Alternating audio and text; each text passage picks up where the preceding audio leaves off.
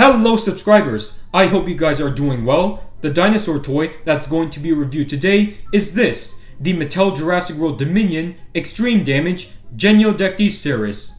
When this was first revealed, many collectors were excited that yet another obscure dinosaur was being added to Mattel's ever-growing line of dinosaurs. But at the same time, we were nervous because it was going to be a Walmart exclusive, and we all know that certain Jurassic World Walmart exclusives in the past has had some terrible distribution. Just look at the previous Battle Damage, Primal Attack, and Dino Rivals figures. None of them ever made it to US shelves. Instead, those Walmarts chose to overstock on the Fallen Kingdom Battle Damage figures. And Walmarts usually don't order new stock until the old one sells. And a similar thing can be seen today with the Extreme Damage dinosaurs. Wave 1 is filling Walmart shelves, so it's safe to say that collectors were justified in being nervous that these newer ones were never going to show up. But surprisingly, they're all over the country now. Though shockingly, it seems like most Walmarts have skipped over to Wave 3 and they're barely stocking Wave 2. But I have no doubts that Wave 2 is going to be more common at some point. So let's take a quick look at the packaging. So it's quite different from the mainline Dominion packaging, because the mainline packaging takes place at night, the Legacy box takes place at dawn, and this one takes place at dusk. I really love the orange fiery colors. Then of course you got the render of Rexy the Tyrannosaurus Rex, Genyodectes serus, Extreme Damage, and the Jurassic World Dominion logo, which can also be seen on both sides and on the back. Then you've got some instructions on how to add this dinosaur to your Jurassic World Facts app game, a render of the Genyodectes with its gimmick, and the two other Extreme Damage dinosaurs. Both are dromaeosaurs. So we've got the Atrociraptor Tiger, which is an awesome toy. Then we've got the Pyroraptor. I said before that I wasn't going to get it because I already have the one with kilowatts, and also this was one of Mattel's weaker sculpts, but I figured that I have all of the other $10 Extreme Damage dinosaurs, so why not get this one to complete the assortment? So let's waste no time and see what this dinosaur toy has to offer. Here is the Genyodectes out of the packaging, and what an impressive little figure. It's about as cool as I was expecting it to be. The feet are not too oversized, and the tail is not too short. Also, when I look at this toy, I'm reminded of the horned Tyrannosaurus from Primal because of the boxy head and the large nasal horn. In fact, once the Dino Tracker's Genyodectes serus gets released, I'm going to buy it and repaint it to resemble that horned Tyrannosaur. I'm not going to repaint this one because I feel like the scars are going to get in the way. So let's dive in and take a look at the detailing of this dinosaur toy. Starting off with the head sculpt, you can see a lot of detailing. Of course, there's the unfortunate shrink wrapping, but that's to be expected with Jurassic World toys at this point. The eye is nicely sculpted, and the teeth are big, and they're kind of blunt, but they're not too blunt to the point where they greatly resemble human teeth. Then you've got the iguana-like dewlap on the neck and the lower jaw. Then there's the three large horns, which have lines sculpted on them. Here's the detailing from the other side. A lot of crispy scale detailing. Mattel did a really good job with the scalation of their carnivorous theropods. Then you've got the musculature on the leg. You can tell this theropod did not skip leg day. Then there's bird-like scales on the feet. Of course, the theropod dew claw right there. And even the arms are quite muscular despite their puny size. Then you've got 4 fingers, including a vestigial one. Then, of course, got these crocodilian-like osteoderms, which start at the back of the head, and they go all the way down the tail. Now let's talk about the paint job. It's primarily gray, and then there's blue on the head, and it continues halfway down the torso, and that same blue is also on the thighs.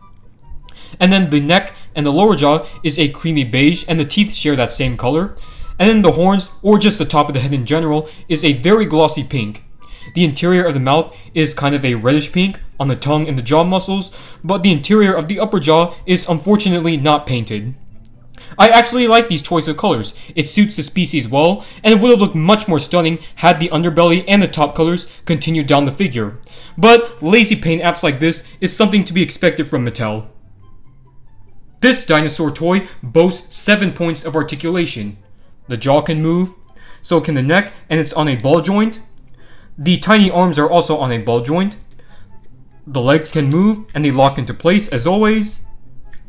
And the tail can move 360. To activate the action feature, you press this button, and a rotating cylinder inside reveals the damage. And here it is from the other side.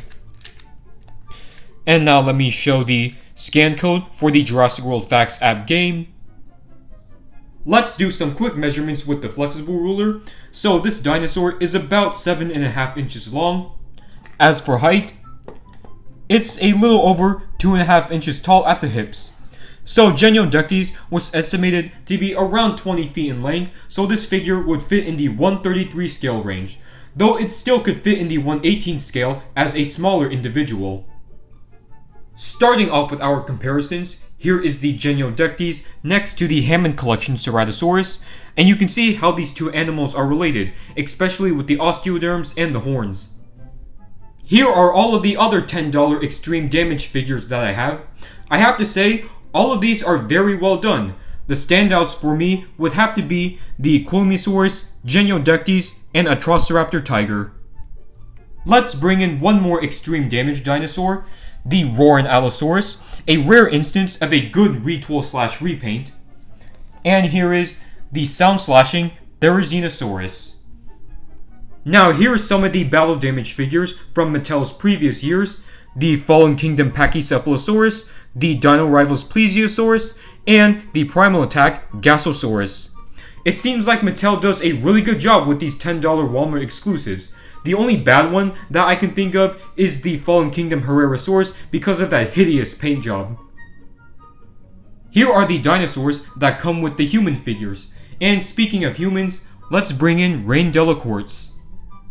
Here are the Ferocious Pack figures. The last ones I'm going to get is the Ineosaurus and the Moros repaint. Next, here are all of the new Roar Striker sculpts, including the awesome Megaraptor and Liopleurodon.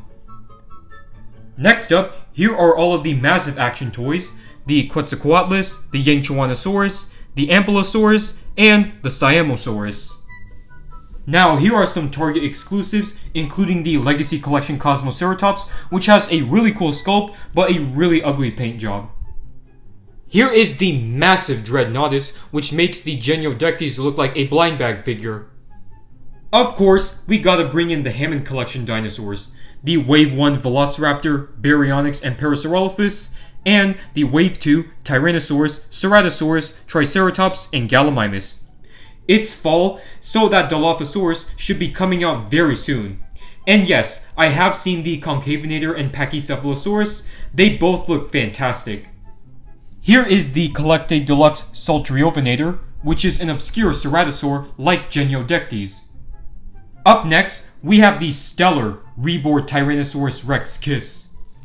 Last but not least, here is the Genyodectes next to the Collecte Xiphactinus and the Collecte Mini Xiphactinus. Well, there you have it, guys. This was my review on the Mattel Jurassic World Dominion Extreme Damage Genyodectes serus. The only negative I can say is the lazy paint apps. At the very least, they should have continued the blues down the tail. But other than that, I really like this figure. The articulation on the neck is a nice touch, the scalation is great, and the proportions are not too bad. If you want to get this for yourself, you can find it at Walmart's, though I know a lot of people had a hard time finding it at Walmart's, including myself, but just keep checking, you will find it eventually. So I'm going to give this Genyodectes an 8.5 out of 10. If you guys enjoyed this review, hit that like and subscribe button, and let me know in the comment section about what you think of this new dinosaur figure.